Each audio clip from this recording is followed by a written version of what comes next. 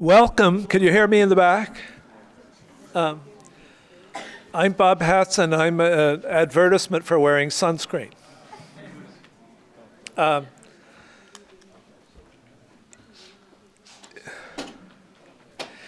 It's really, for me, a pleasure and excitement to be here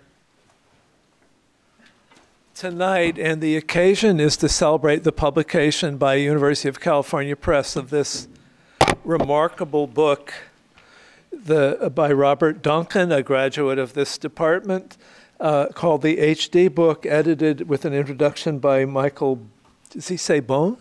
Bone, and Victor Coleman.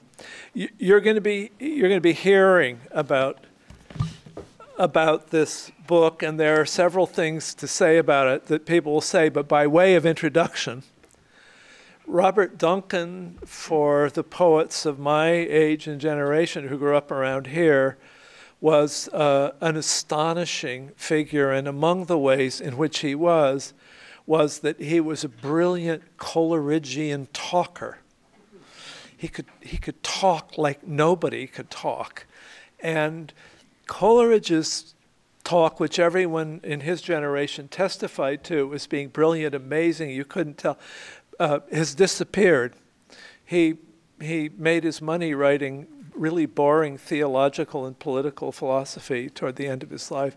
And Duncan, for a period in this book, which began as reflections on the poet Hilda Doolittle and a meditation by himself on poetics, really did get down on paper the incredible contents of his intense thinking about poetics.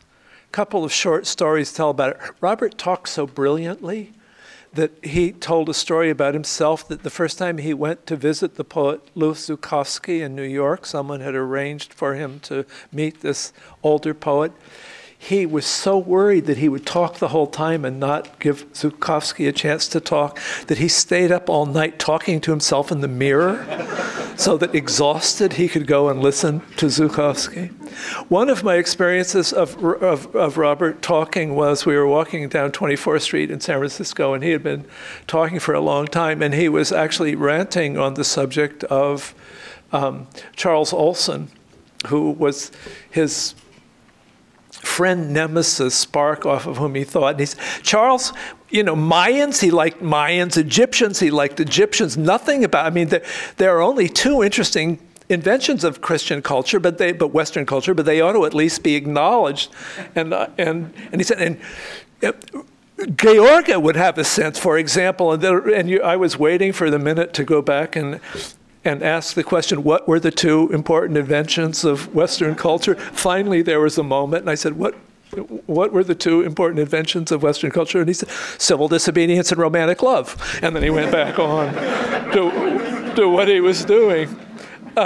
Duncan was born an orphan. His mother died shortly after childbirth, and he was raised by adopted parents. And those adopted parents were in Oakland. Stepfather, not biological father, was an architect, was haunted by this absent mother. And as a young gay poet in Berkeley in the 40s, he fell in love with the poetry of Hilda Doolittle, who is in the canon of poets that those of you who are now in college and studying poetry would read. But when Michael Davidson and Michael Palmer and I and Brenda and John and Cecil were, Hilda Doolittle didn't exist. Michael was saying before dinner that when he was in school, which would have been in the late 60s, she was held in contempt. My experience was that she didn't exist at all.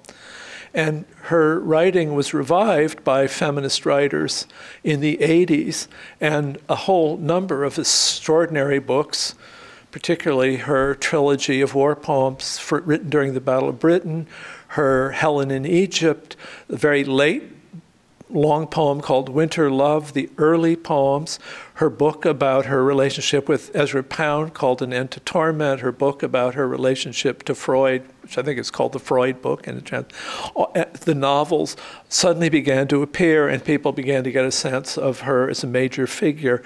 But in the 1940s and 1950s, she had basically ceased to exist. And there's a wonderful letter by the man at Yale who acquired her papers, who was the collector of papers there, a man named Norman Home Pearson, who wrote to her as she sent in these books that had not been published because no one was interested in her anymore, because she was thought of as a minor aesthete of the Imagist period, which was passé, saying, your work is going on. Do you have any sense of having readers? And she wrote back in the letter, well, I have one. There's a young man in California who corresponds with me. It was Robert Duncan, who was in this department at that time, who deeply interested in the Moravian spiritual traditions in German Pennsylvania that Hilda Doolittle came out of, recognized in their resonant search for symbols of renewal his own interest in his parents' interest in the Hermetic traditions. Duncan, unlike any other poet of his generation, was a poet who was equally interested in Shelley and Gertrude Stein. He was interested in modernist techniques, and he was interested in high romantic vision. And being interested in high romantic vision, it led him to be interested in the metaphysical tradition, so that some of his great late work is suites of poems imitating Robert Southey and John Donne and John Crashaw, the poets of the 17th century.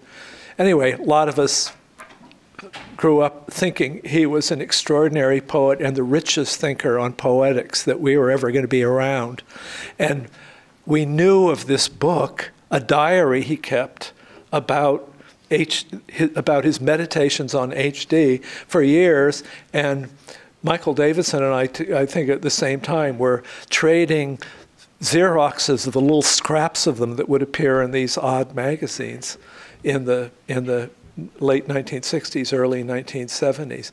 And through University of California Press, this has finally been gathered into one book. And our aim tonight is just to celebrate its existence and to read from it. We have, who've generously donated their time, a remarkable group of poets to read to you. I'm not going to do long introductions. I'm not going to do introductions of them at all. Their books are here.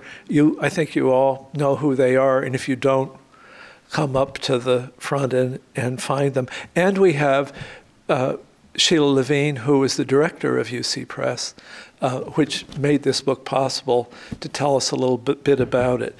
But what's going to happen is I'm going to ask Sheila to come up and talk about UC Press and the HD book and how it came into being. And then I'm going to ask Michael Davidson, who came here from UC San Diego, who is both a brilliant poet and scholar and critic, and a critic of Robert Duncan in some of his work. Michael Palmer, who was close to, I don't know what the word is, not quite, protege is not the right word, younger colleague of Robert's during the crucial years in the 1980s when certain kinds of things happened in the poetry culture of the Bay Area. And then after that, the rest of us are going to just read a little bit to give you a flavor of the book. Following Michael and David will be Brenda Hillman, Cecil Giscombe, Aaron Shuren, Giovanni Singleton, Susan Thackeray, who's giving a talk on the HD book, which we'll tell you about before long. Two of our brilliant young graduate students, Jane Gregory, Jillian Osbourne, and then I'll read a little bit at the end. And then there'll be a reception down the hall, at which we can toast to these two amazing figures, Robert Duncan and Hilda Doolittle. But for now, please welcome Sheila Levine. Thank you.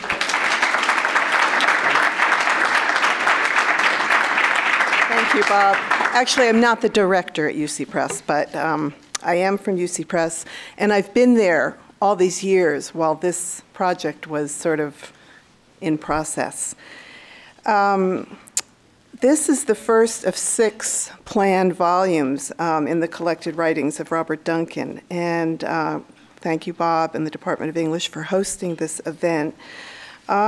There's so many people who were involved in our getting to this point. The volume editors, Michael Bone and Victor Coleman, Christopher Wagstaff and Margaret Sloan of the Jess Collins Trust, and I'm looking forward to hearing the readings tonight. So our celebration tonight heralds the publication of this never-before published collection of 17 essays that together form an expansive articulation of Duncan's poetics and his engagement with modernism. So the road leading up to this point has not been without significant challenges. The project was originally initiated in 1987 and 1988 by Robert Duncan, and an editorial board that included Robert Berthoff, Robert Creeley, Michael Davidson, and William McFerrin. Robert Duncan died in 1988, and the project stalled for more than 2 decades over copyright issues. And there was a lot of back and forth. It's not that we weren't paying attention, but it was just a very, very difficult situation. Finally, in 2007, the Jess Collins Trust confirmed that the copyrights to Robert Duncan's writings had, in fact, passed to Duncan's partner, Jess. And they reaffirmed their commitment to seeing through the collected writings with the University of California Press. So the HD book, whose publication was eagerly anticipated even before Duncan's death, has for 3 decades been the subject of intense critical debate.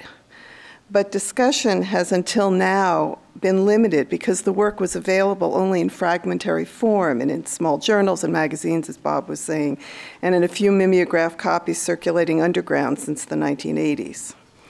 So this critical edition is the text as Duncan envisioned it, and it reveals the record of one of America's great, radically experimental modern poets. And we're we're really honored to be its publisher. So this is the first, and the others will follow, and it won't be decades, I promise you that.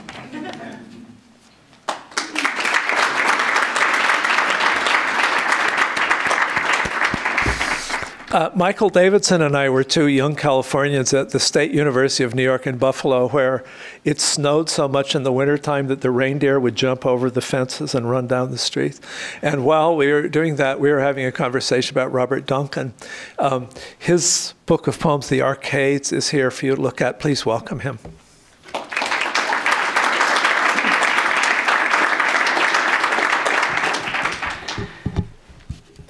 Sheila, I want to extend a personal thanks to you for shepherding this project along, and I also wanted to remember some other people at UC Press. You know, I think it must have been 20 years ago that there was another evening kind of like this at the Press where we celebrated the inauguration of the Duncan Project. That was a long time ago, and the implication at that time was that we would be seeing these things in the next few years. So I wanted to thank formative people in the production of this, Bill McClung, who was there at the beginning, and certainly Doris Kretschmer, and Laura Cerruti. I don't know if she's here this evening, but she has been was a real stalwart in moving this thing along, and Rachel Berkton for keeping the flame lit. We're grateful to the press and to these wonderful editors that really had faith in this project. "You were a wonderful boy," she told me years later, "but I was a miserable boy. I had found wonder in her."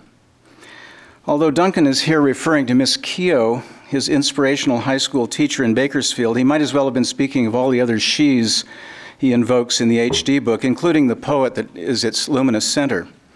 For it is the coming into wonder through a female presence that this book celebrates, turning the miserable boy from his middle-class household in Oakland and the Central Valley into the cosmopolitan poet, enamored mage, and insatiable intellect that we honor tonight.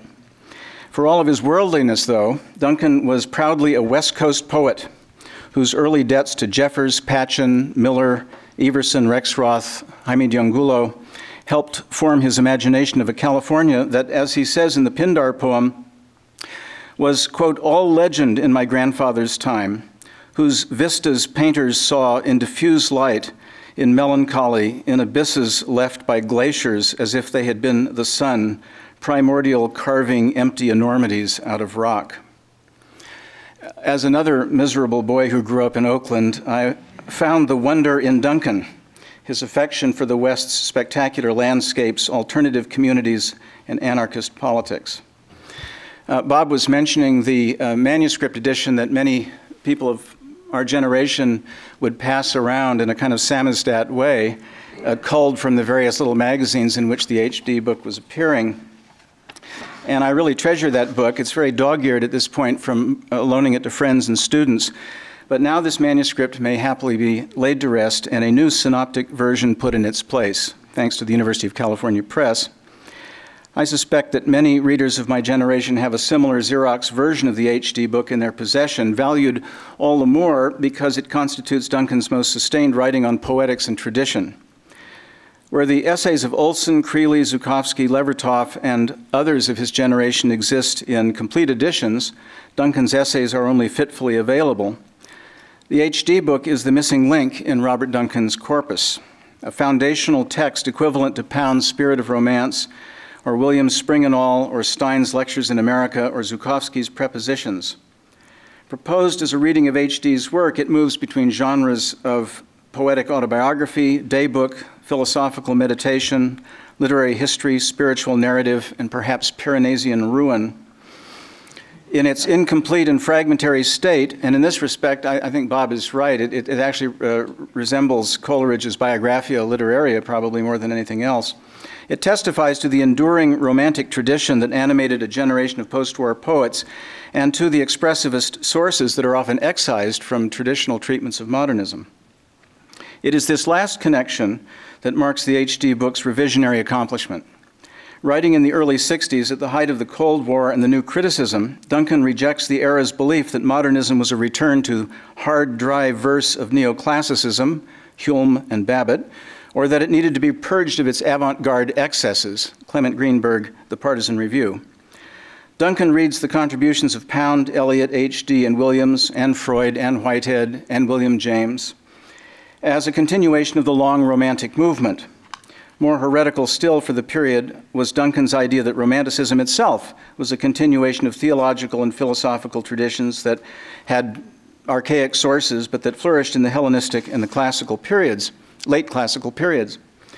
Much of the HD book describes modern poets' debts to what Pound called the spirit of romance, and shows how those traditions were carried forward through Sufi mystics, troubadours, Dante, the British Romantics, Victorian writers like Lewis Carroll and the Rossettis, and Yeats and the Golden Dawn. Although Pound made this case in his early poetry and essays, HD imbibed this spirit throughout her poetry. One of Duncan's tasks, then, is to retrieve her work from the narrow imagist label by which she was first known and return her to the theosophical, gynocentric, and polytheistic sources to which she was indebted. Of course, Duncan's affinity for HD was more than literary. Like her, he was raised in a theosophical household where, as he tells us, the reading of Dickens, Shakespeare, or Hawthorne, or the weather, or the stars, was a matter of spiritual revelation. He repeats attitudes espoused by his adoptive parents when he claims that the work of poetry, quote, is to arouse in a contemporary consciousness reverberations of old myth, to prepare the ground so that when we return to read, we will see our modern texts charged with a plot that had already begun before the first signs and signatures we have found were worked upon the walls of Altamira or Peshmeral. Duncan weaves his own biography complexly into his reading of HD, finding in her a surrogate mother figure, his own mother having died in the flu epidemic of 1919, and a poetic master. Most important in this biographical affinity with HD is the role of the female poet as muse for the homosexual poet, an affinity that allows Duncan to revise modernism's phallocentric aesthetics into one dominated by powerful women writers, Virginia Woolf, Laura Riding, Marianne Moore, Gertrude Stein, Mina Loy, Mary Butts, Dorothy Richardson, and Edith Sitwell all make substantial appearances in this book. Long before Gilbert and Gubar's Madwoman in the Attic, Sherry Benstock's Women of the Left Bank, or Janet Wolfe's Feminine Sentences, all foundational feminist works on women modernists, Duncan's HD book situates the vitality and centrality of a female modernist tradition. At the same time, by placing HD front and center, with extraordinarily close readings of her poems and novels, Duncan provides a gendered optic on what Pound called the men of 1914. As a reading of HD, this book will frustrate readers accustomed to more traditional literary criticism or biography. I remember one of the anecdotes that I can tell about Duncan was when I worked for him for a while as a sort of amanuensis, I would type things for him. He was a pretty good typist, but he didn't want to deal with this HD book, so he would give me bits and pieces of the HD book to make the edition that was going to be the Black Sparrow edition. But because he kept changing it all the time, you know, he'd hand you one manuscript one day and you'd type it out dutifully, and the next day he would have completely revised it. So it was a hopeless task. It was like the conversation you were talking about. Anyway, as a reading of HD, it's frustrating as a linear narrative. It doesn't follow a linear path through each of HD's works, but wanders along a more desultory path, often interrupted by dreams, asides, and in some cases editorial comments from later revisions. A particularly wonderful example happens in Works and Days, number 5, where he dates his entry October 8th, 1964, and then in brackets redates it as, quote, i.e. March 20th, 1961, permitting him to comment on the earlier passage from the vantage of 3 years later. As he says, quote, I seek now in working upon the later draft of the book not to correct the original, but to live again in its form and content, leaving in successive layers record of reformations and digressions as they come to me. Duncan's errancy can be both enticing and maddening at times. He sets out to read HD's War Trilogy, but veers off into a discussion of William's war with T.S. Eliot, which morphs into a discussion of Freud and the Oedipus complex, and thence to the fall of Rome by the Vandals, and ends up with Augustine's City of God.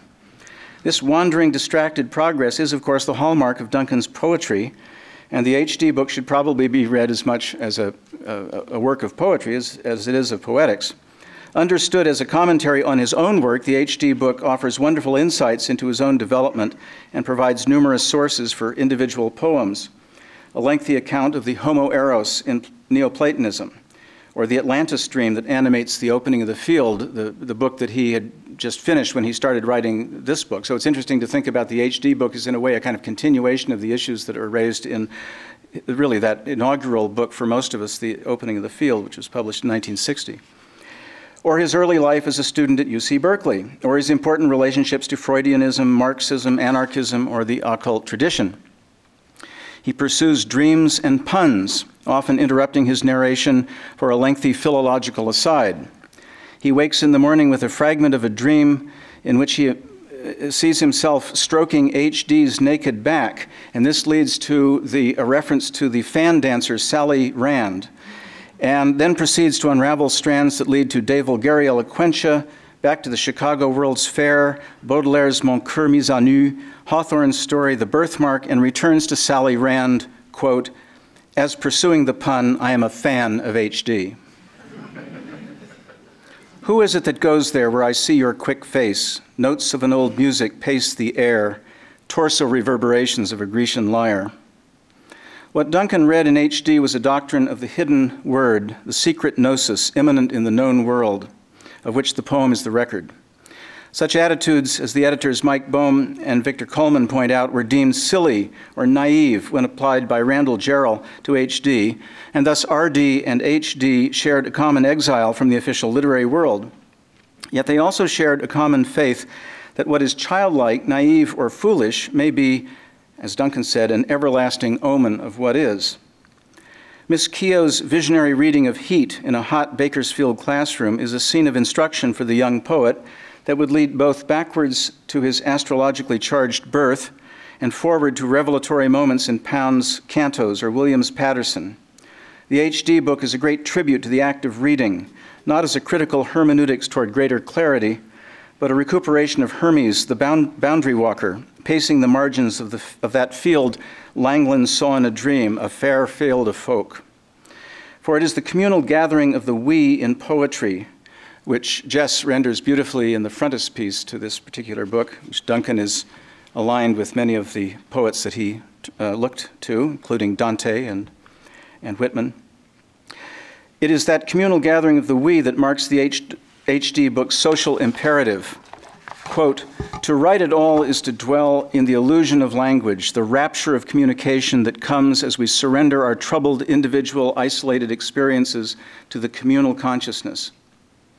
Written at the outset of America's disastrous adventure in Vietnam, these remarks imagine a commune that had yet been formed, but which Duncan through H.D. helped imagine. Thank you.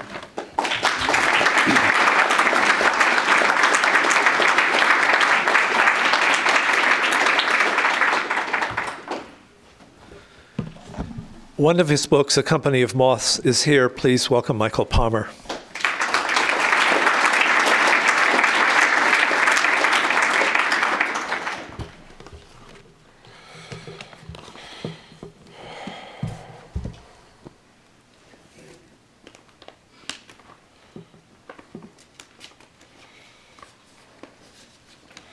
This is always the moment in the dream where you go to bring out your little talk and you realize you left it home. But fortunately, I'm not having that dream right now, but I'll have it again. And again, in all its variations. Just have some brief remarks, and then I'll read a couple of things of Robert's and a little section of Robert and one of H.D. Whatever else it may be, and it is many other things, the H.D. book serves as an extraordinary record of Duncan's unique thought processes and of the range of what he called his disordered devotions. We see in his disorders his reverence for the orders that are not ordered by authority or received opinion, but that arrive only through a devotion to, an avowal of, the art's layers of constellated meaning, wherein the art fashions us rather than the other way around. We see also his and his life partner Jess's reverence for the non-rational, as well as their suspicion of the irrational, a suspicion grounded in tragic historical knowledge. We must remember that they revered, too, the discoveries of science as part of the gnosis, the knowing or understanding, while rejecting scientism or scientific positivism. And there isn't much that Robert rejected, so that's a special point. I remember well the sessions with Robert during the 70s as he attempted to prepare sections of the book for publication. By way of parallel to Michael Davidson's little anecdote, I also served as a bit of a amanuensis or clerk for Robert, late 70s, I think it was, or early 80s, where I was helping him. He had an enormous library. It's very consoling in the sense that if I take myself as a book fetishist, which I am, with books caving in all around me, where I live, they are nothing compared to what Robert and Jess assembled in their imaginary museum of a household. And I was asked to help him recatalog the library, parts of the library that had either gotten out of order or not yet been cataloged. And so we dutifully put together all the books that needed to be cataloged and then to go into their various sections. And we began to look at books that had been unshelved and where to put them again, and I got out my catalog cards to begin to do the cataloging. A real necessity with a library as big as Robert's and Jess's. And it later proved valuable because when I went to write an essay on Jess's Narcissus canvas, I knew where every hermetic definition was. But as I was going along, writing the cards and shelving books, or shelving them for the first time when Robert had decided whether this went under history or history of consciousness or criticism or philosophy or whatever, he would follow behind me, pulling the books off the shelves and saying, oh, well, I'm not really so sure. Maybe this actually goes under, X, Y, or Z. And so the books would become unshelved as I preceded him. And so this is part of the unending tale and the worship of a certain chaos. And I remember well the sessions with Robert during the 70s as he attempted to prepare sections of the book for publication. Each occasion was one for re-entering the process, for endlessly revisioning, and not revision, but a revisioning of the whole. And so it became quite clear to me, and eventually to Robert, that the process was unending. I think he despaired at this at times, but he was devoted in both prose and verse to open form, to a working that resisted closure while seeking a vision of the whole, of comprehension and comprehensiveness, as much in homage to the unseen and the unspoken, perhaps the unseeable and the unsayable, as to the mimetic orders of material reality. So, open form and the resistance to closure, the romantic desire at once for the momentary fragment and aperçu, and for the unbounded universal.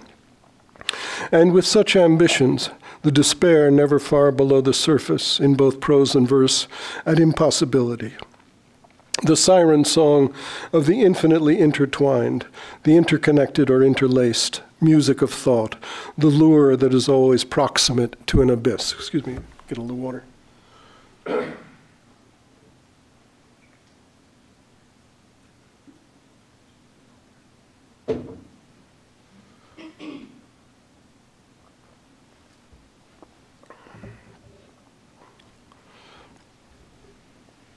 Writing an introduction to Duncan's structures of rhyme for the Arian Press limited edition, I noted, quote, they propose a poetics of an ideal and infinite connectivity and possibility, one descended from Schlegel and the Jena Romantics, Coleridge, Carlyle, and other fashioners of the Romantic movement.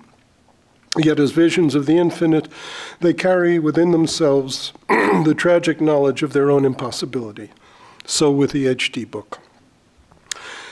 And so too the book takes its only possible place among the many recent monuments to the unrealizable, such as Adorno's aesthetic theory, Benjamin's Arcades project, and Pound's cantos. The unfinished, ungovernable text, which nonetheless draws us in by its very provisional and incomplete nature. As readers, we are offered the richness of the provisionality itself, the work as an image of process, an open field with all the gaps and imperfections of an all-too-human undertaking, its set of hermetic definitions unfixed and mutable. In the book, Robert writes of the collagist's art, which he considered the great emblematic art of the 20th century, its goal being, quote, to bring all things into new complexes of meaning. Unquote. All things is quite a few, even for the resistant imagination such as Duncan embodied. And so we have the afterlife of this work, which, as with Benjamin's Arcades, feels almost like an afterworld, a bit like the envisioned Atlantis of Duncan's own poetic witnessing. We must all offer our deepest gratitude to the University of California Press and to the editors, Michael Bone and Victor Coleman, for making this edition possible. I was going to read a passage from the HD book, followed by some HD, but I think I'll just read the HD since we want to keep moving along. I'll read a few of the opening sections of Tribute to the Angels, which is the second volume of her trilogy, now still in print from, I hope, from New Directions. Tribute to the Angels, to Osbert Sitwell. 1. Hermes Trismegistus is patron of alchemists. His province is thought, inventive, artful, and curious. His metal is quicksilver. His clients, orators, thieves, and poets. Steal then, O orator, plunder, O poet, take what the old church found in Mithra's tomb, candle and script and bell. Take what the new church spat upon and broke and shattered. Collect the fragments of the splintered glass and of your fire and breath. Melt down and integrate, reinvoke, recreate. Opal, onyx, obsidian, now scattered in the shards men tread upon. If you ever get a chance to hear the recordings that do exist of H.D. reading, and if you care at all about poetry, by the way, listen to them. They're absolutely extraordinary. Bob Creeley sent me in the winter of 1963-64 a tape that, among other things, included H.D., and it was unforgettable. 2. Your walls do not fall, he said, because your walls are made of jasper, but not foursquare, I thought. Another shape, octahedron, slipped into the place reserved by rule and right for the 12 foundations, for the transparent glass, for no need of the sun nor moon to shine, for the vision as we see or have seen or imagined it, or in the past invoked or conjured up, or had conjured by another, was usurped. I saw the shape which might have been of jasper, but it was not foursquare. 3. I, John, saw, I testify, if any man shall add, God shall add unto him the plagues. But he that sat upon the throne said, I make all things new. I, John, saw, I testify, but I make all things new, said he of the 7 stars, he of the 70 times 7 passionate, bitter wrongs, he of the 70 times 7 bitter, unending wars. 4. Not in our time, O Lord, the plowshare for the sword, not in our time the knife, sated with lifeblood and life to trim the barren vine, no grape leaf for the thorn, no vine flower for the crown, not in our time, O King, the voice to quell the regathering, thundering storm. 5. Nay, peace be still. Lovest thou not Azrael, the last and greatest death? Lovest not the Son, the first who giveth life? Raphael, lovest thou me? Lover of sand and shell, know who withdraws the veil, holds back the tide and shapes shells to the wave shapes. Gabriel, Raphael, Gabriel, Azrael. 3 of 7. What is war to birth, to change, to death?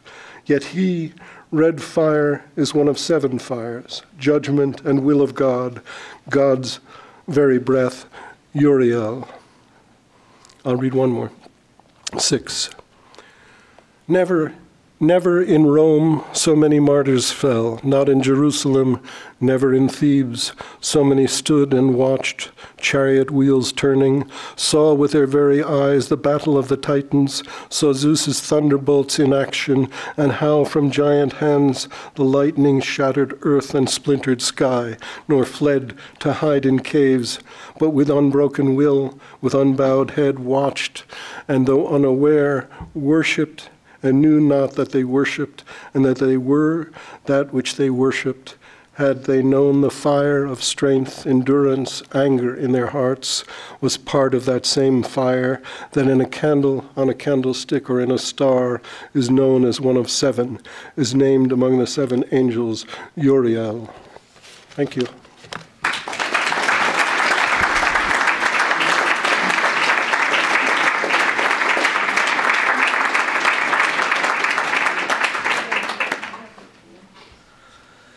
So from here out, our aim is to let you hear Robert Duncan's words and a little bit of our responses to them. So in order, I won't get up again to introduce each person.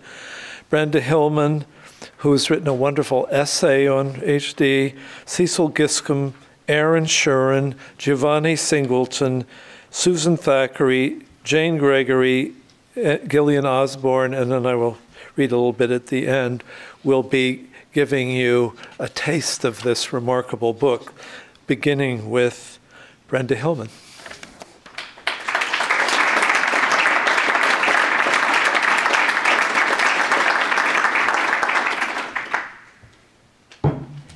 Hi, thanks to you all for coming, and thanks to my fellow readers for all the offerings. I want to do a shout out to my eco-poets, some of whom are here at a poetry event for the first time from St. Mary's, and also say hi across the United States to Lisa Jarneau, who's really done a lot of work on Duncan.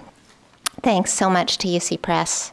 I didn't see Duncan in the flesh many times, but when I was an undergraduate at Pomona College, this man in a long black cape arrived and took a piece of chalk, and after long languages poured out of his mouth, he wrote, "Open field" across the blackboard in gigantic letters, and I was totally smitten. I first came across the HD book, the bits of it, as Michael and Bob have referred to the bits that were collected. But the first time I ran across it was in the Alchemical Tradition, edited by Richard Grossinger, which is a great book. And because my little part is marked up in here, I'll read from here, but of course I commend it.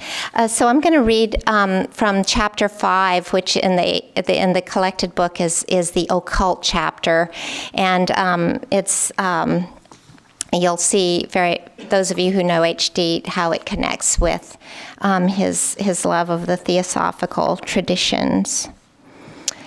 This is not the beginning of the book. That was later, or coming later. It was written earlier. What was to become our study began long ago. In one sense, it began before writing or reading began, when as a child I lay drifting in the environment of voices, talking in the next room. I would be put to bed among the potted plants by the wall that was all windows of a sunroom or herbarium at my grandmother's, and as my elders talked in the inner chamber, I, outside, could gaze at the night sky where some star was mine and watched over me. Stars were eyes, or the first star seen was a wish or would grant a wish. My soul, they told me, went out to the stars or to other worlds. I laid my body down in the bed as if it were a little boat and sailed on a voyage I pretended. Winkin', blinkin', and nod, the rhyme went one night, sailed off in a wooden shoe, sailed on a river of crystal light into a sea of dew. Where are you going, and what do you wish? So the old moon questions the voyagers. I know where I'm going, and who's going with me, another old song went. The rhyme was a child's fancy by Eugene Field, a crude versifier, a despised source. In Maxfield Parrish's picture, "Show us the picture," we used to ask as Mother read, still glowing in memory. They go out into a sea of stars, into the blue of the night sky. I pray the Lord my soul to keep. The soul, my mother's sister, Aunt Fay, told me years later, was like a swarm of bees, and at night certain entities of that swarm left the body hive and went to feed in fields of helium. Was it in the upper atmosphere of the earth or in the fire clouds of the sun? The higher ascended nightly, and in its absence the lower dreamed, flooded the mind with versions of the underworld. While the cat's away, the mice will play. There were not only pretend dreams or plagiarized dreams, like making up the Winkin', Blinkin', and Nod boat of Eugene Field to be one's own, but there were rare dreams of the higher realms, instructions from the angels of the sun, and there were dreams of one's own lower nature, messages from the underworld, rebellious images that flooded the mind in the absence of its king, when genitals or liver, heart or bowels took over the imagining screens of the brain for their own uses.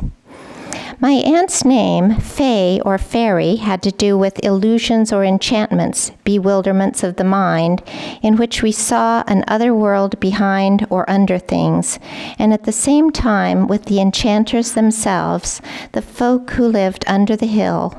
Fate, faith, feign, and fair, we find, following the winding associations of fey, and fairy in the OED, are related.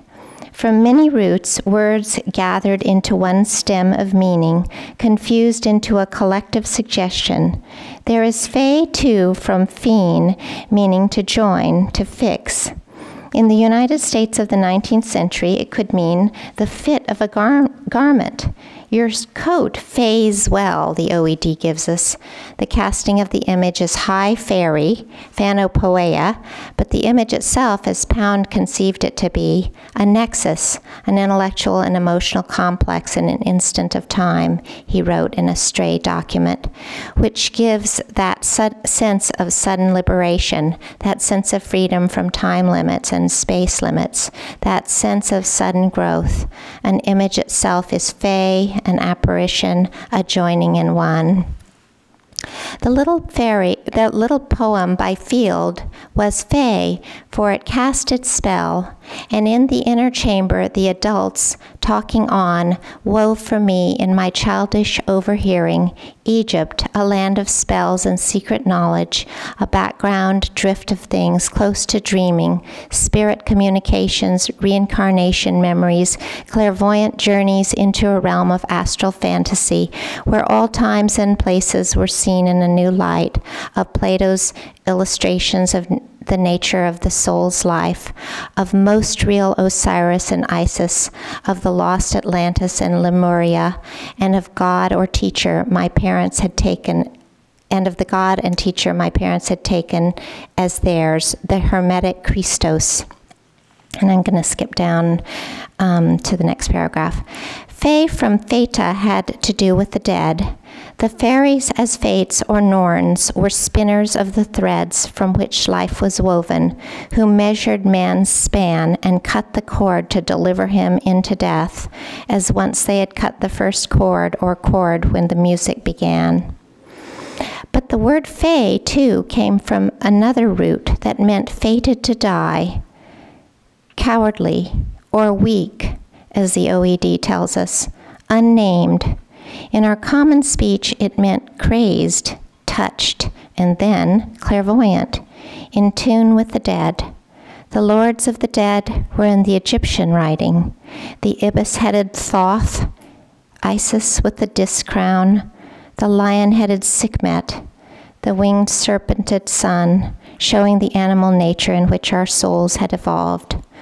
Just as when the rhyme of Eugene Fields was all but forgotten in the study of Pound's cantos, I was to come again to a river of crystal light, and in the study of Yeats's or Breton's poetry, I was to come to hear of a dew or a sea of dew, so in Whitman's Eidolon yacht of me, in Lawrence's Ship of Death, in the Caravel, and in Helen in Egypt, carries Achilles to the shore where his Helen waits. I was to come again to that wooden shoe, the winkin', blinkin', and nod boat. When I was no longer a child but a boy in my early teens, I had found it too in the fairy shop of Avalon. The boat of dreams, the boat of the dead, was one of the great images of poetry. In the late cantos of Pound, it appeared, as I saw it, almost as early as the other picture by Maxfield Parrish in the Egyptian picture writing my grandmother studied. It was the Ra-Set boat, and then went down to the ship. Pound had begun the established text of those cantos, moving with the phantoms of Odysseus and his descent to the dead upon a sea of the imagination.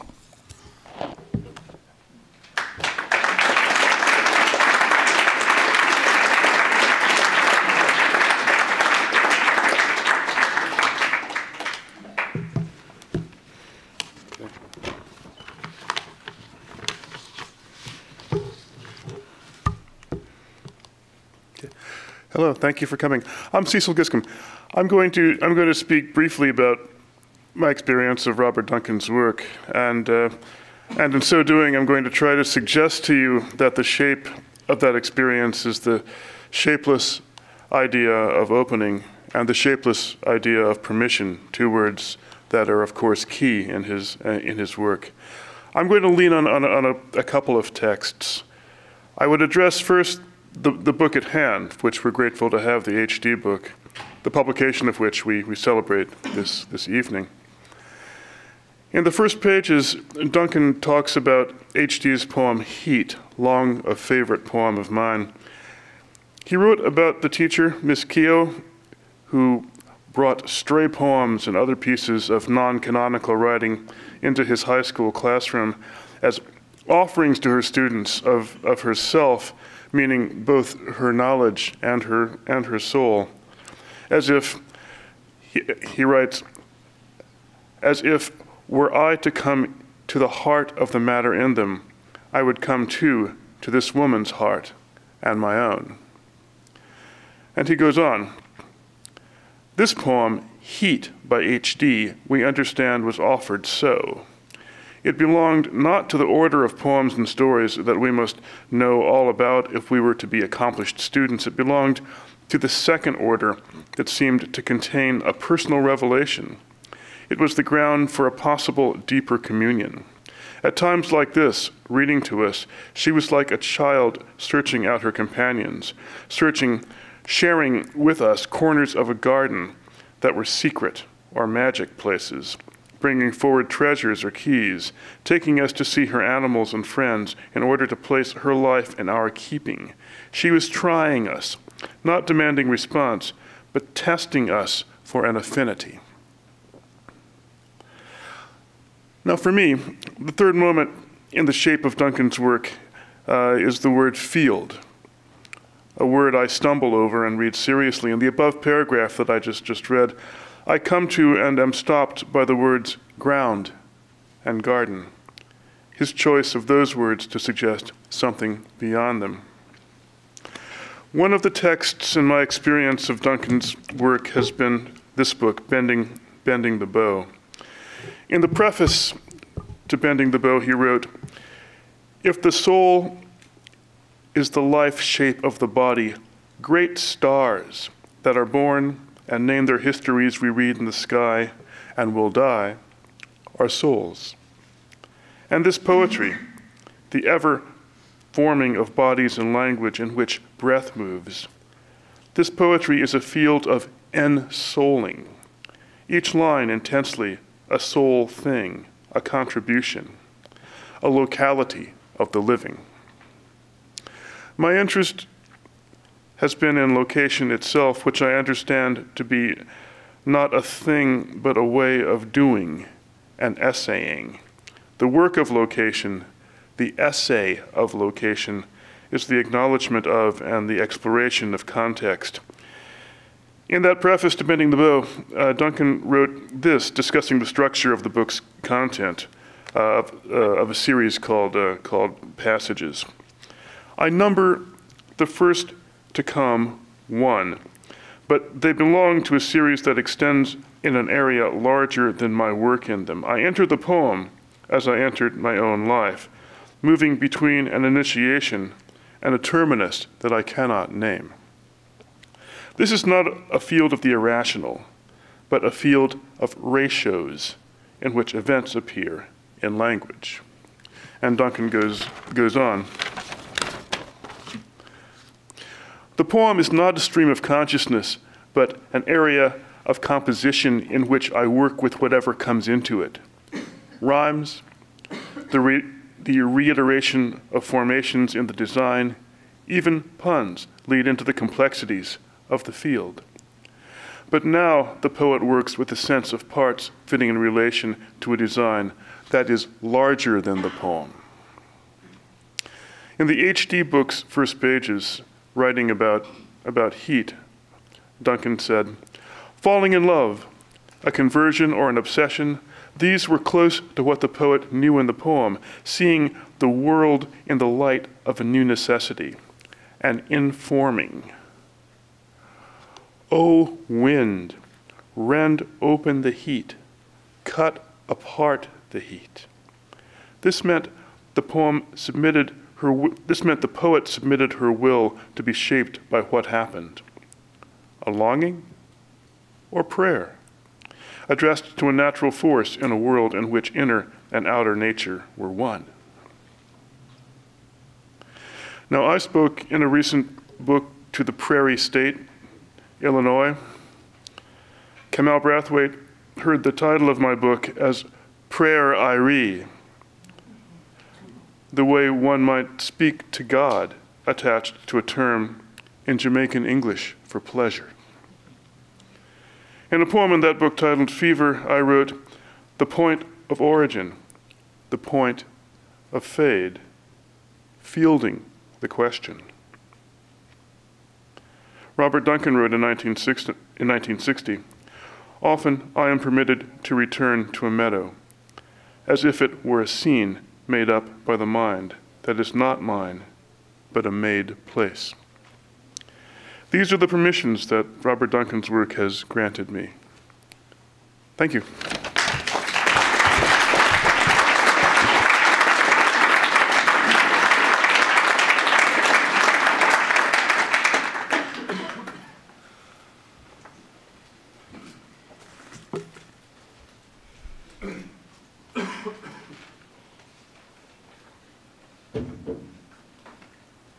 Hello, I'm Aaron Shuren, and thrilled to be here for this celebratory moment on the publication of this lost book that wouldn't stay lost, and because we couldn't afford to have it be lost, I might add. I met Robert in 1974 on a Market Street trolley. He became my great friend and mentor, father in many ways. He died the same year as my other father did, and that was a moment for individuation. Later he became my teacher at New College, where I'm proud to be the first graduate of the Poetics program. And later than that, to add to the Michaels, my employer, since I will now make you students jealous by telling you that my work-study job at New College was to be Robert's archivist. From 1980 through 1982, all of his manuscripts and all of his correspondences, including the letters to HD, passed through my hands to organize them.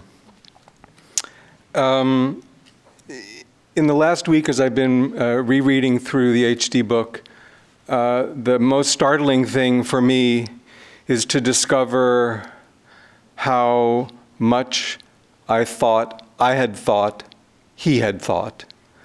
I kept reading and I thought, you said that? I thought that. You said that? And it's inextricable, the complexity of the ground, which has become my own ground in terms of poetic thinking, and I think that's true for many of us. I'm going to be reading for a couple of short parts. This is from Book 1, Chapter 4, and he's discussing Pound and Williams and HD and the group of early imagists. And he's trying to differentiate between what Pound named as Amygism, after Amy Lowell, a kind of, as they would have it, a sort of false imagism, where Robert explains they involve perception and expression, but he puts it very differently. Perception and expression are paramount, where man's emotions and intellections give value to an otherwise valueless language and world. But for Pound, HD, as for Williams and D.H. Lawrence, things and events strive to speak. To evoke an image is to receive a sign, to bring into human language a word or a phrase of the great language in which the universe itself is written. Here, to experience is to read.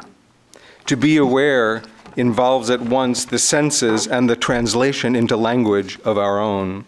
It is the belief that meaning is not given to the world about us, but derived from the world about us. That our human language is a ground in which we participate in the cosmic language. Living is reading the message or poem that creation is about.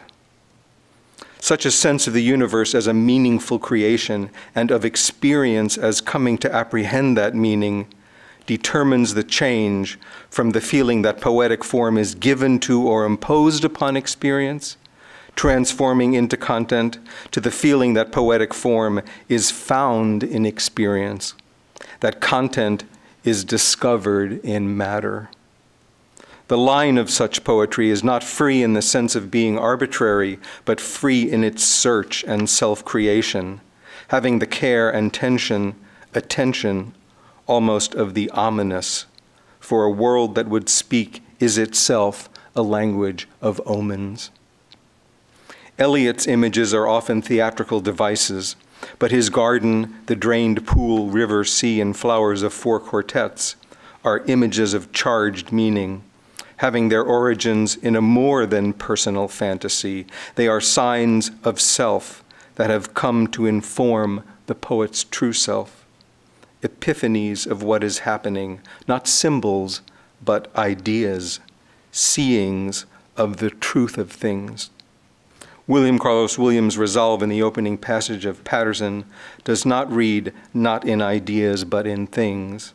What he writes is, no ideas, but in things. As we enter the poem where we are to strive in order to live, to read such a language of things, river, falls, fire, detritus, words. For words are not thoughts we have, but ideas in things.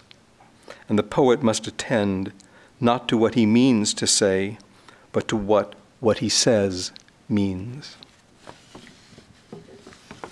And one other short paragraph I want to share, where he's talking about, as he often is in the HD book, and how it's made and how it's growing. And he refers to some of the female muses of the book, and also to the moment when he first came to understand what his writing really was about in the writing of the Venice poem in 1948. And he cites a few places that mark the kind of free conceptualization that's going to be part of it. And he mentions the cantos and how Pound takes in Homer in the cantos. And he refers to the Greek classicist Jane Harrison. And he mentions that he derives some permission from Jane Harrison in Themis with another lead, with her observation that the dithyramb was actually meant Zeus' leap song, the song that makes Zeus leap or beget. And so he says, but it was in the War trilogy that begins with its declaration of a new master over love and closes with the presentation of the child with its early proposition, so that, living within, you beget self out of self. That prepared my thought for the Venice poem, the first poem where I not only knew what must be done, in medieval scenes I knew what the poem wanted, but also how to do it. In medieval scenes I had thought of myself as an artisan and medium of the poem in one, receiving certain scenes and working them in language. In the Venice poem, the world of the poem was not a scene received and rendered, but a matrix within which and through which I lived, into which I brought my actual life, the unfortunate course of love and betrayal which I suffered during the time of writing, not in order to express what I experienced, but in order to take what I experienced as a passion, to inform myself with the content of the poem, to form a womb or to adopt a womb in the matter of the poem, in order to beget, in a Zeus leap song, a child out of myself that was to be my poet. Thank you.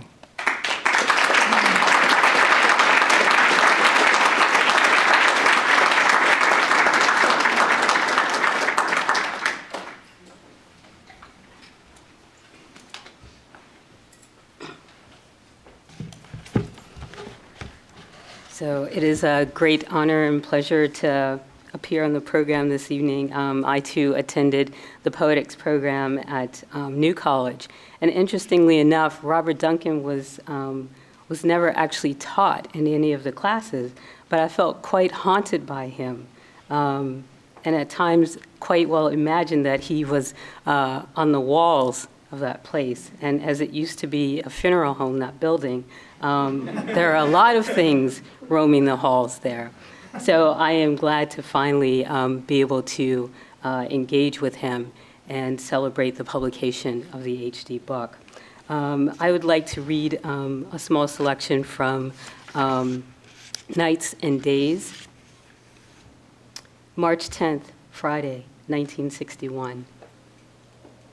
Naming the stars out of the seas of heaven, men drew a net work. The knots where suns were burning. What the poets who bound the dragon of their confusion spun were lines of association where figures of light appeared, giving direction. All life is oriented to the light from which life comes.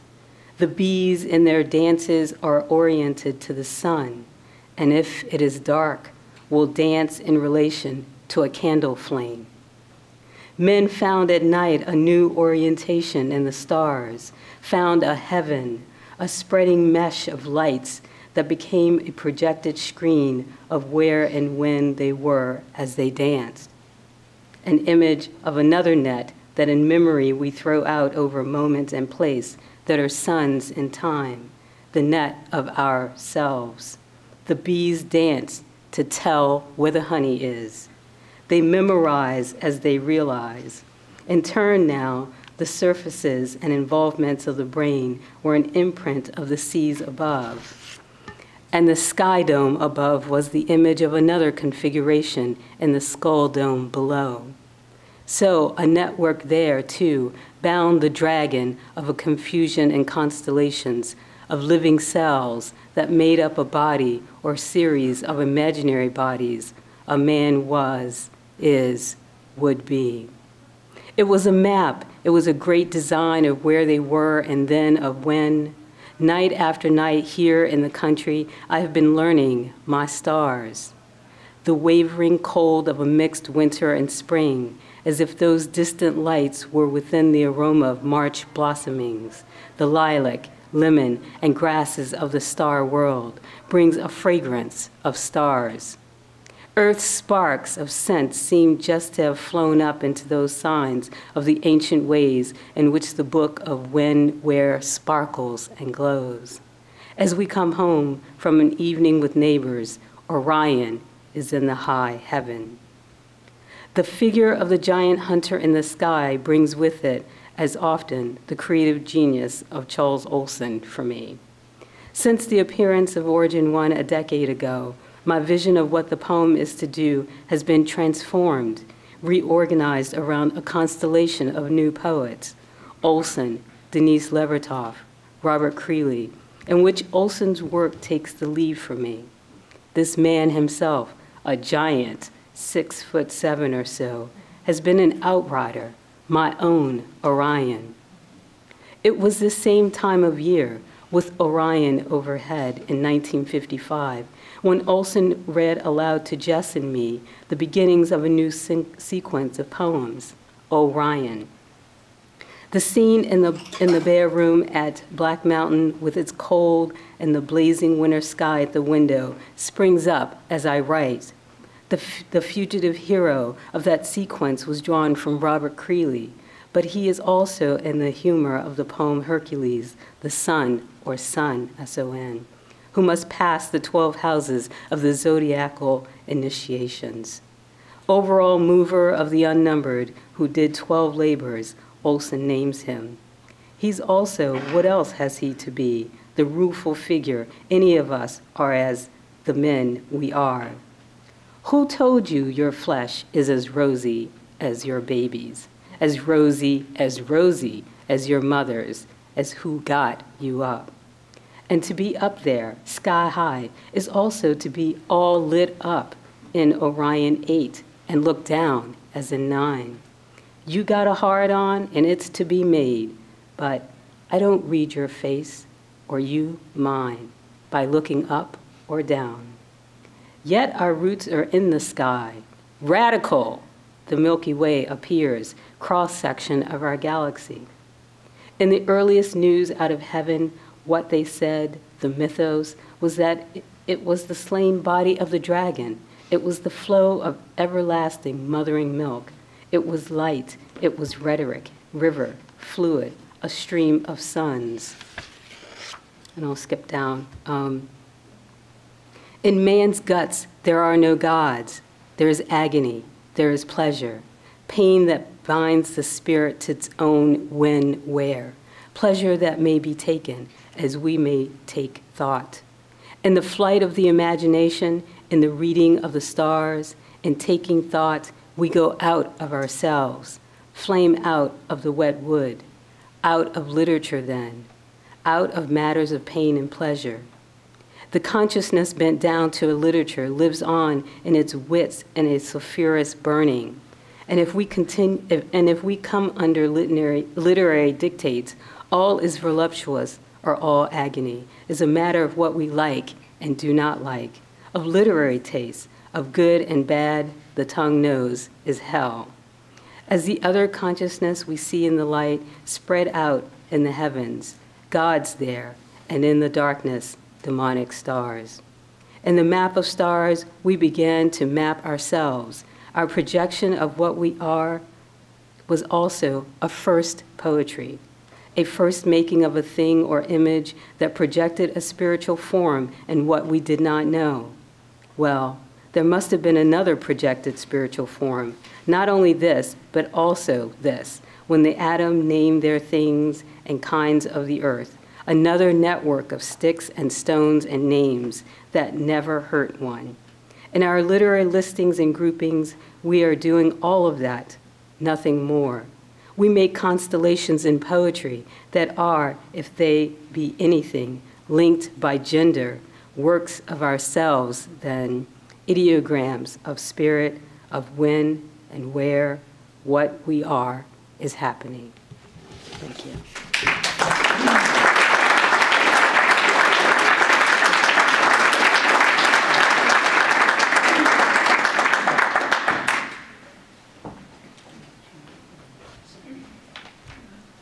I'm Susan Thackeray, and I am going to be repeating you a little bit, Giovanni, because I think that the passage that you read is so beautiful and so central to Robert's work that it pops out when you're reading this, and it'll be part of my talk, but not all of it. Robert has kindly asked me, as a poet, a student, and a friend of Robert Duncan's, to contribute a small piece to a somewhat larger piece of the collage that he has said that we are creating here in this event. In Robert Duncan's terms, this would, if it works well enough to live, itself become a part of our greater collages until it connects with the grand collage, the mortality extraordinary and ever-living personal recognition of what is. This is one of Duncan's favorite phrases, what is, always spelled with capital letters. I thank them, Robert and Robert, for this collaging celebration. It was on April 18th, 1990, a long time ago, that a dinner and a small collage of talks heralded the University of California Press's announcement of the publication of the collected works of Robert Duncan, now almost a full generation ago. Finally, at the mature age of 21, the rose-hip image of Duncan's that I recollected in my talk then has finally seeded itself and grown, generated into this much-needed book. But as H.D. said in a 1960 letter to Duncan, she was quoting Ezra Pound, so slow is the rose to open. And now ready to open to anyone who cares to open this book.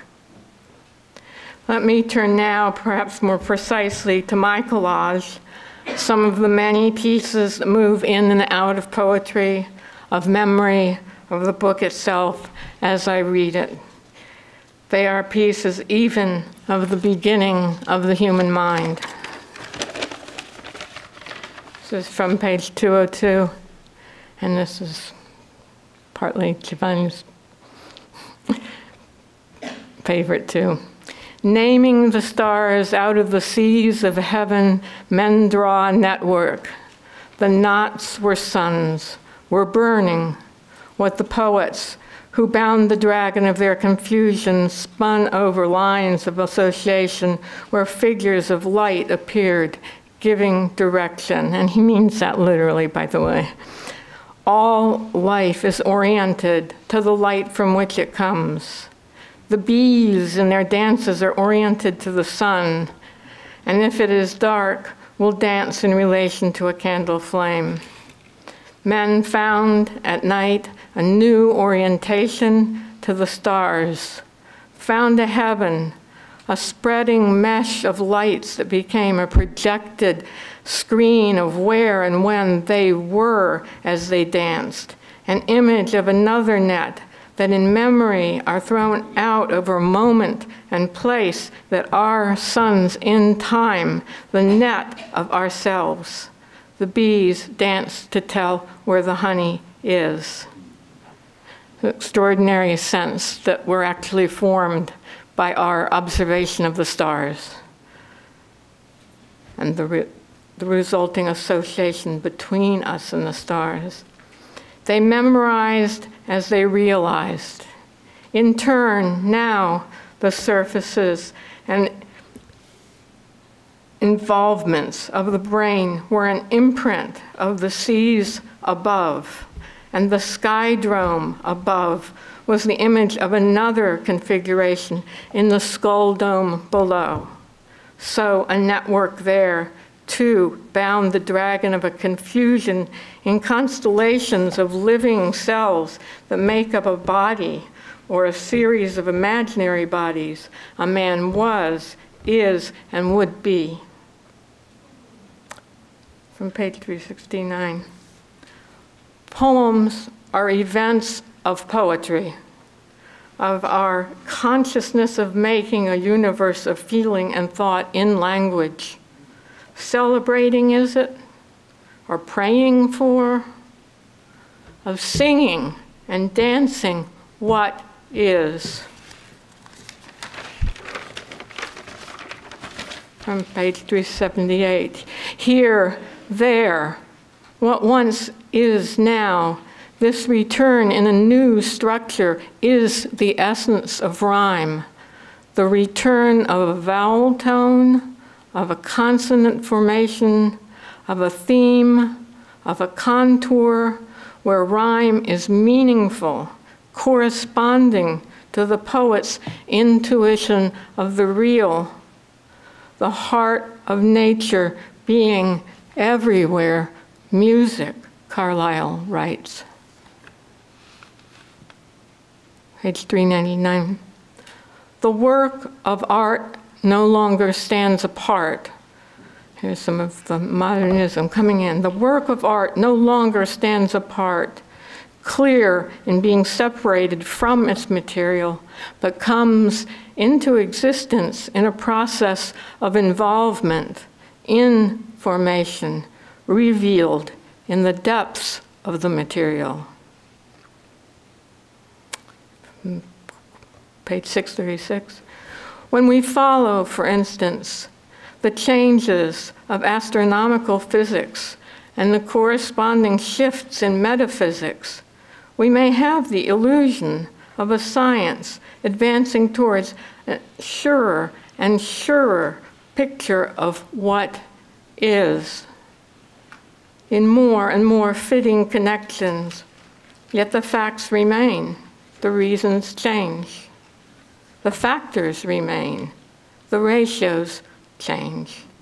From Copernicus to Newton, from Newton to our modern physics, and we could go on from there, from Einstein to string theory to dark matter to dark energy. This is ever ongoing.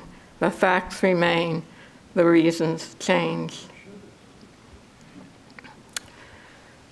Our modern physics, the imagination of the universe, proves delusive or elusive.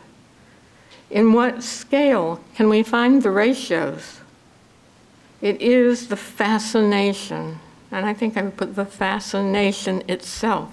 It is the fascination, the communion a man's mind has in the longing for the form of what is through the stars that comes to belong to what is.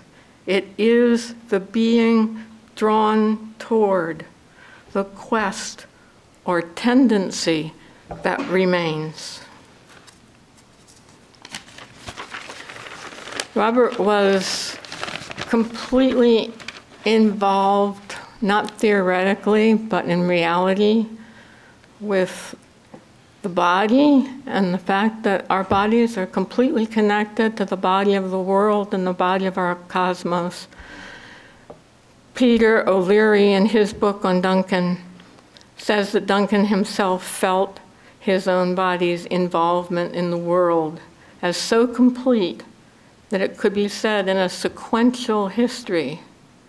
The Vietnam War made his blood boil, which caused him to need blood pressure medication, which injured his kidneys, which led to his early death. His body and the body of his nation. Let me end by reading a passage from the HD book, and this is it. This is the one that was purloined, passed by Xerox from person to person. I've read in it for all the 20 years that it's been around. There's one more smaller volume of it. This is not quite complete, but very close. And although this is the last recorded revision listed in the 2011 edition of the UC Press book, I have not yet been able to find it in any of the pages of that edition. And as we know, Robert revised and revised and revised. But since this is so wonderful and so pertinent, I thought I would bring it. The three things Dante, and Robert was in love with Dante, the three things Dante named as worthiest concerns in the poem: safety, love, and virtue of power, and their three appropriate subjects: prowess in arms, the fire of love, and the direction of the will. Whatever their meaning in the 13th century and in Dante's world, take on new and troubled meanings when they are brought over as primaries in our own. He believed so much in Dante, though, that he believed they could be brought over. Dante understood safety as having to do not with the interests of his city, Florence, but with the good of humanity as a whole. And that's a quote from Dante, so Robert is not making that up. This also is primarily a quote from Dante, and then with some of Robert's additions at the end. The goal of politics, he discerns, is the realizing of all the potentialities of the human mind. And this demands the harmonious development and cooperation of the several members of the universal body politic. In Dante's day, as in ours, such a body existed only in the realm of a poetic inspiration. All through the body of our nation, men and women are suffering and needing to find a way, to find the prowess of arms, to fight for the survival of even a few potentialities of the human mind. This is the war, our war, we know to be true, to save the potentialities of the human mind. He goes on and generously speaks of Olson and some wonderful lines of Whitman that I can't quite resist reading. I thought I would be able to. this is Whitman answering a phantom who has come to him and says, why don't you write about war? War is part of human experience, and your body, yes, and your poetry is inclusive, isn't it? Why not war? And Whitman's answer was, be it so. Then I answered, I too, haughty shade, also sing war, and a longer and greater one than any, waged in my book with varying fortune, with flight, advance, and retreat, victory deferred and wavering, the field, the world, for life and death, for the body and for the eternal soul. All this is Robert again, belongs to a poetry toward which our conscience in terms of our human society works, even as our conscience works towards a poetry in what we call poetry. The Bill of Rights is not a claim, but a poem, a creation informed throughout by a will toward order, right reason, just proportion, but no more than a will toward, an intent enacted. Thank you.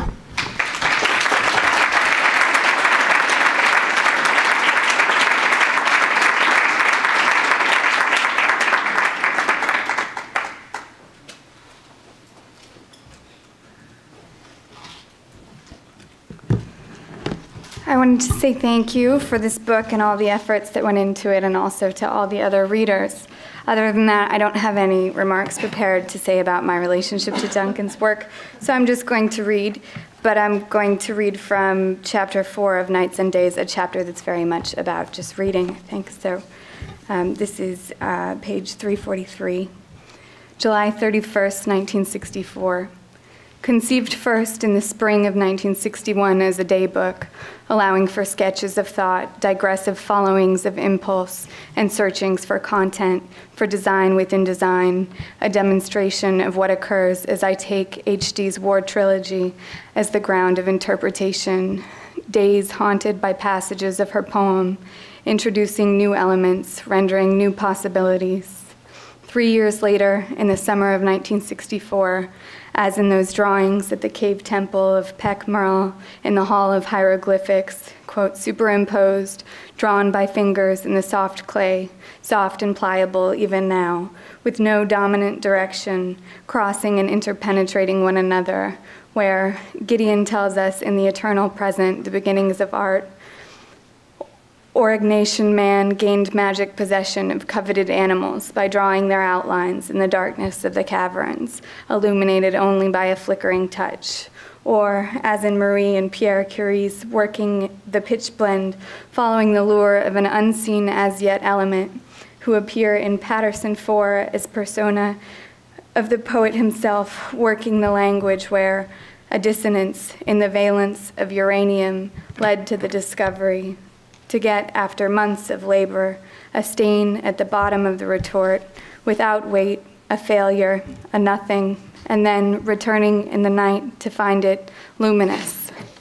The book returns again and again to this material in which the lure of a seed or a heartbeat or a minimal nucleus of consciousness lingers. Thought here, not expository, but experimental, trying the materials, the operative, the matter itself changing an experiment, the immediate work in its working, creating itself anew as gold or goal. In places I am thinking through lines twice thought through before, not to come to the conclusion of a thought, but to return to its movement, to old traces, drawn by the idea that is a generative force inhabiting these lines, along these lines, to find out what draws me, in the dark by the light of what I have known, towards the light of what I do not yet know, am about to know as I draw, the drawing, a dramatic rehearsal. That's a really long sentence also. A finding then, a finding out of a way in going, of the poet in the figure of the poet, traced from lines where H.D. before me worked along these lines.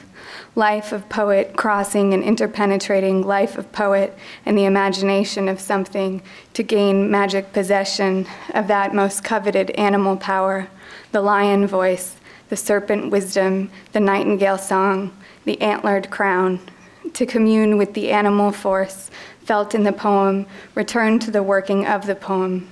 So the rehearsals of self as that craftsman, the shellfish, or when I, the industrious worm, spin my own shroud, or erect serpent in the walls that do not fall. So the ecstatic flight as the first wild goose, having the migratory bird's instinctual drive to hover over the lost island, Atlantis. For I am not a literary scholar nor an historian, not a psychologist, a professor of comparative religion, nor an occultist. I am a student of, I am searching out a poetics. There are times when my primary work here, my initiation of self as poet in the ground of the poet HD, and also my working of what is now a matter of poetry, as the Arthurian lore is called the matter of Britain, and in turn an element in the great matter of the creation of man. There are times when my work has given way to literary persuasions and arguments, as if I might plead the cause of my life experience before the authorities and have my way, no longer heretical, taken over by those good bishops who control appointments and advancements as established dogma, a place won for HD in the orthodox taste and opinion of literary conventions. But just here I would admit those crossed lines, mixed purposes, almost of a literary scholar, an historian, a psychologist, a professor of comparative religions, overriding the poet and the figure before us that we are striving to realize. We have only this one way to go, to the knotting and the untying of knots, moving along the line of our moving, the sometimes multiphasic sentence, we follow, trace of this coveted animal or animating power we address, crossing and recrossing and re-recrossing its charm as if we could so bring over into our human lot the form it is of a book we are writing or of a life we are leading, is the nucleus itself of our work, which we feel as an impending lure, the turning point where we are, leading us on.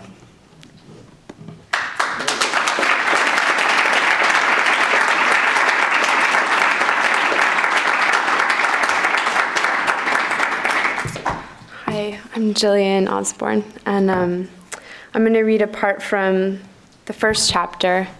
And the first chapter is a sort of series of tributes to different women that influenced Duncan earlier on in life. So starting out with his high school English teacher, which a lot of people have mentioned in this initial reading of H.G.'s poem Heat.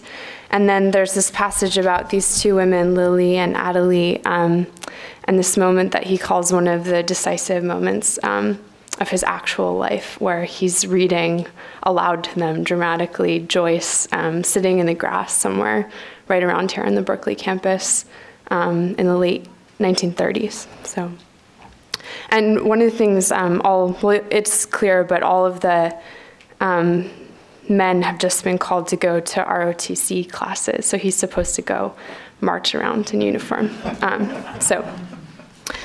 You don't have to go, Lily commanded, raising her hand in a dramatic gesture that had been delegated its powers by the conspiracy of our company. Stay with Joyce.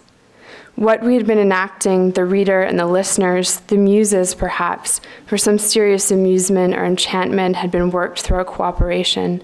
Celebrating this most high reading of the poem was to become real. Rejoice with Joyce, Adelie commanded. A poem was to take over. Away toward duty, the one command of the state over us, the dutiful students went in time toward the 11 o'clock drill to march in time. There had been the arrogance of Joyce, or the intelligence of Joyce, or the inspiration of Joyce that had exiled him from church and state, from Ireland, from place and times, that Dublin was finally to be all his own creation, transformed. For the poet, too, had been going forth alone. The moment was an eternal and isolate thing. A moment of a poem was an eternal thing. from which many phases of itself radiated into time, where we might enter or share in a man's isolation. The students obeyed the orders of the day, military at 11, Tuesdays and Thursdays. Some I knew got excused by doctors' recommendations, escaping from the boredom of it, disqualified by virtue of some physical defect, bad eyesight or flat feet, or by psychiatric warrant. Doctors were liberal in providing the out. I, too, did not like the boredom, the surrender of mind and body to obey compulsory authority in order that there might be such an authority over me. There was an eternal conflict between these orders, forcing us into conformations, surrendering of self and awareness in order to endure the tedium and the other obedience we had just begun to an inner order of spirit, or the obedience to the beauty of a thing or the fitness of the time. Nerves that must be kept, the edges of a vulnerable, everlasting consciousness, kept raw and yet fine, are nerves that must serve us if we were to be artists, strained and recoiled at each session of drill, barely allowed for the numbness necessary to get through. I hear an army charging upon the land, I read out of Joyce. Going on to the following poem from where I had stopped, taking up the words that rang out now, not of onerous classes and marches, but of war, and the thunder of horses plunging foam about their knees. War, we were supposed to hate the thought of it, but to embrace the fact of it, as if only there we would prove our manhood. Some students were opposed to whatever fact of war. I knew there were pacifists, students who challenged the order to take military and had gone on strike, as if they had a right to education and they did not owe to the state and its army. They were expelled from school if they did not dodge the issue. They had conscience. For the state to be prepared did not mean to be prepared for life, but to be prepared for war. It was the condition of our being educated at all at a state university. We were told that we subscribed to that position, that we be prepared, that we march. I'm just going to skip ahead a little bit. It's that moment I wanted to remember, turning not without panic, but with relief too, away from the military hour that had been a bother, a burden, and then, because I felt there was something wrong about the submission, a shame, and somehow because there had been in those other students a strength of conscience that there was not in me, a guilt, turning away from bother, burden, shame, guilt, to the orders of the poem. Attended by two radiantly beaming women who had won me so into their company, their conspiracy against the army, against the university, finally. For I never took getting a degree seriously then. I never went to military classes again. I ceased going to other classes that I had found a sham. I had come into a poetic order more commanding than my fear of military and school authorities, but I had lost, too, the reality of graduating from a course of studies, of going on to take my place as a member of some professional caste, toward an other reality where the poem, the little book of Joyce, the reading and the listening women had a commanding power stronger than the demand of time. On the fields below, the troops were marching in ranks between 11 and 12 o'clock. The students flooded out, breaking and eddying, released upon the noon bells, hurrying towards their fraternities and dorms and public eating places. I had let them go from me. With panic, with the benediction of my muses, with guilt and with joy, I had come from the orders of the day, a deserter from my prescribed career, where I was to have been assured a steady living, from literary strategies and fellowships to be, into the reading of a poem. A member of the cast in a play that now would be autonomous, my idea of a drama, of a poetry would rule my life. Now the melody of events was stronger in me, carried away, so the common sense of it is, I was carried away by the mood of our scene, transported into an authority of the impulse of a poem from the authority of parents, faculty advisors, and the ROTC. The authority of the poem was a voice of the spirit. To be a poet meant an even fanatic allegiance to a vision or dream in order that there be poetry. Men commonly spoke of a vision or dream with mistrust. To be a dreamer was ambivalently respected, for dreams rendered men uneasy in their conventional pursuits. A poet must follow his own ideas or feelings wherever they led. In a way, instead of having ideas or feelings, the poet lets ideas or feelings have him, seized by an idea. turning from the authority that the requirements and grades of the university or the approval of my teachers had once had over me to a new authority and the immediacy of what I had come to love, I came into a new fate. The quickening of vowels and consonants, the breath or spirit that moved beneath the meaningful, the sequence and hidden design of voice and image that followed the sequence of emotion and intellection belonged now to an eternal order that challenged all other orders. They come out of the sea and run shouting by the shore, I read.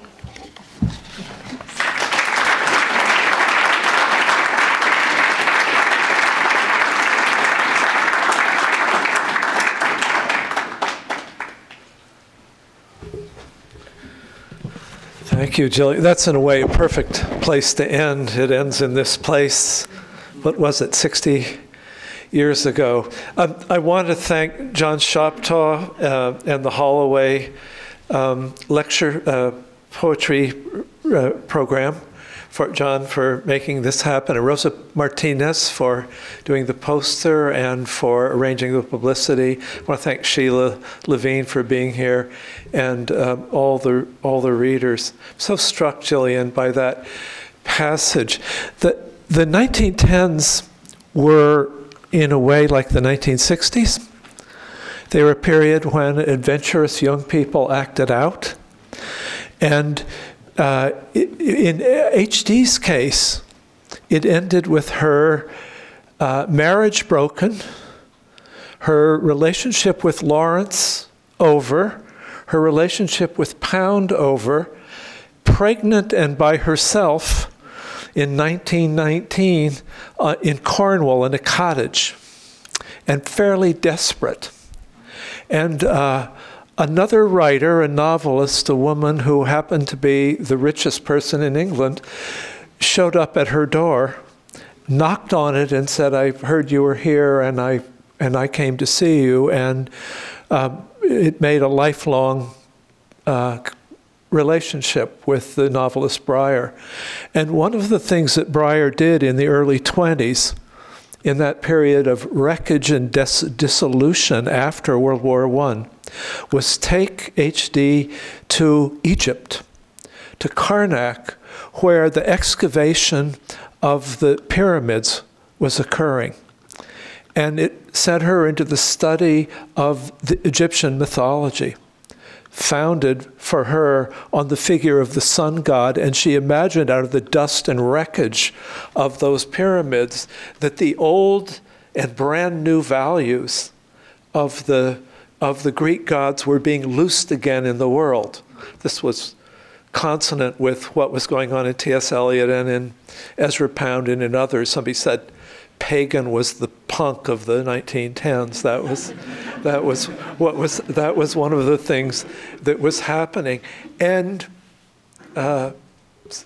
jump ahead 20 years, and HD found herself in London at the time of the bombing of London, the most considerable and violent bombing of the civilian populations at that point in the fulcrum of the violent 20th century. And walking around London between the shakes of the bombs, being able to see into the houses. In the poem, "The Walls Do Not Fall," about the walls that had fallen in London in the 1940s, she imagines, her mind goes back to Karnak in 1924, and she imagines that new values might emerge from the war if the imagination can make a war against war in the way that those new values were born again in the excavation of Karnak.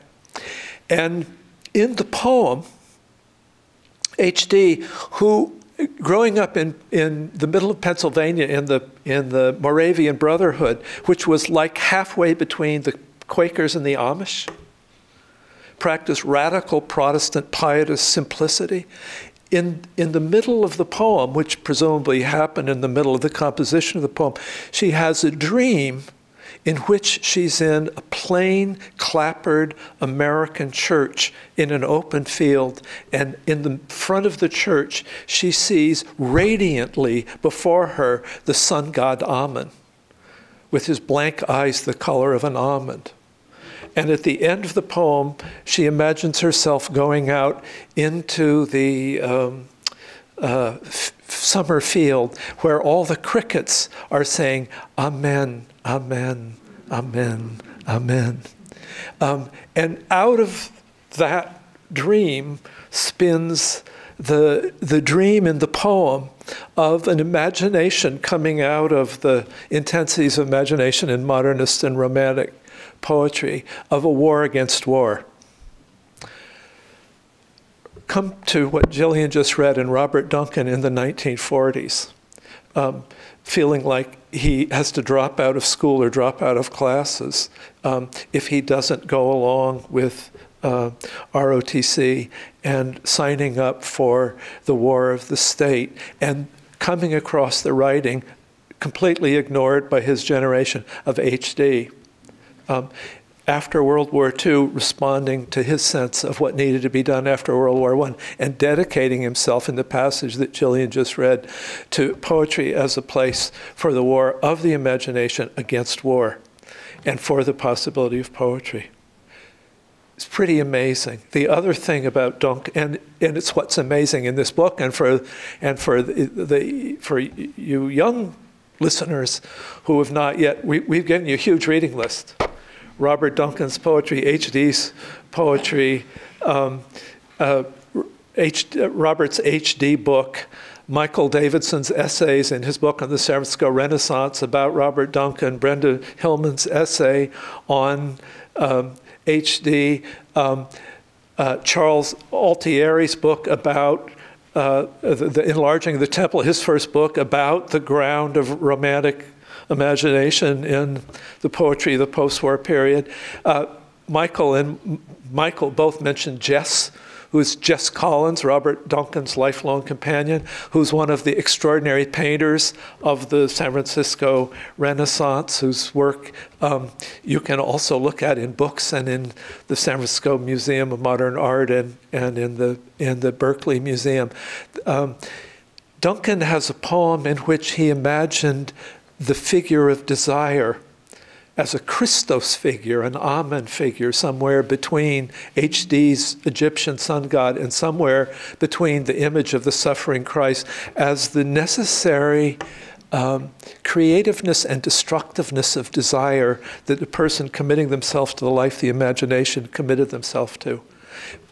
To me, it was kind of, I was a young married person with 2 little children trying to make a poetry. The idea that the private life of the imagination in domestic circumstances was immensely rich and immensely alive was itself a gift. And in this poem, he imagines Berkeley as a place where the light of learning and the light of Eros is hovering over all the places where the students are studying into the night, waiting to wake them up to this possibility of life. So he had you in mind. You're supposed to what's happened next to what he did in his imagination of poetry. I hope you'll thank all of our readers and join us down the hall for a reception. Thanks a lot for coming tonight.